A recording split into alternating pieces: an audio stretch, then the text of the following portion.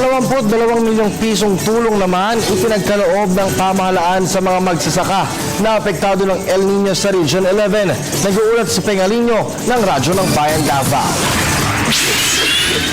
Ayon kay Herna Palma, Department of Agriculture DA11 Focal Person on El Nino, na maaaring lumaki pa ang pondo ng naturang ahensya para sa mga apektadong mga magsasaka dahil sa pagkatuyo ng halamang pananim dulot ng tag-init ninyo.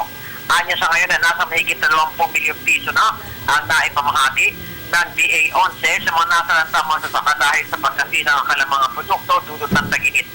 Umaabot naman sa halos 60 milyong piso na ang naitala nilang nasira mga pananim na palay mula nang tumama ang tag-init sa iba't ibang Region 11, kung saan ang Davao City ay may mahigit sa 11,000 mga magsasaka ang maaaring maapektuhan, lalo na sa mahigit 7,000 hektaryang farmlands ng Pakitato, Marilog, Toril District, Tugbok at Baguio.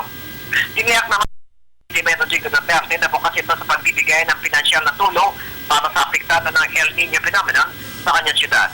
Una nang sinabi DA11 Regional Director Remilin Ricoter na ang lokal na pamahalaan ng Davao del Norte ay humiling ng cloud seeding para sa mga pananim nila, mais, palay at saging na naapektuhan ng tagtuyot na kinakailangan mailabas sa pondo ng kanilang tanggapan para dito na aabot sa 4 milyong piso mula sa DA at 400,000 piso mula sa lokal na pamahalaan.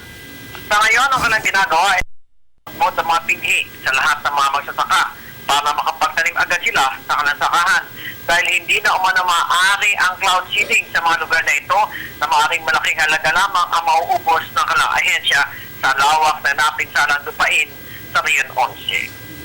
Papa Television Bayan, Pengalinyo, Bayan ng Bayan, Davao.